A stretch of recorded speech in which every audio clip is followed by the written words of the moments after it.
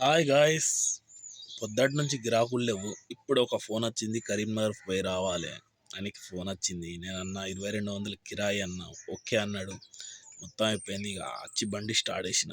బండి మూవ్ చేసుకొని మొత్తం టైర్ రాక్కుపోతాను. ఇది ఎందుకు రాక్కుపోతా అని చూసే వరకు టైర్ పంచర్. చూసి ఆ టైం ఎట్లుంటుంది.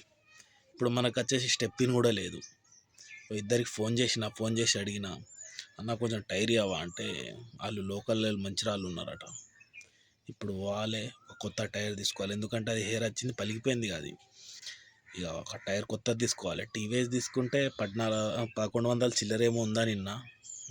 మన ఎంఆర్ఎఫ్ ఏమో 1450 ఏమో ఉంది.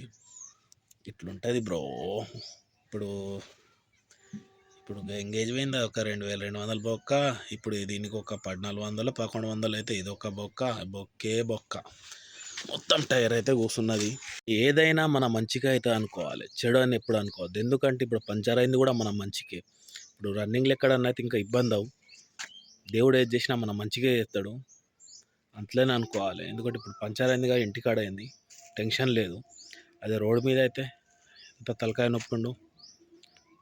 మొత్తం టైర్ కూర్చున్నది. ఇప్పుడు దీనికి ఒక జాగ పెట్టి ఆ టైర్ ఇప్పుకొని పోయి టైర్ తీసుకోవాలి. ఏది తక్కువ ఉంటుందో అక్కడ పోయినాక మీకు చెప్తా. Okay bye guys. యూట్యూబ్ పైన సబ్స్క్రైబ్ చేయండి, ఇన్స్టా పైన ఫాలో చేయండి. Okay bye.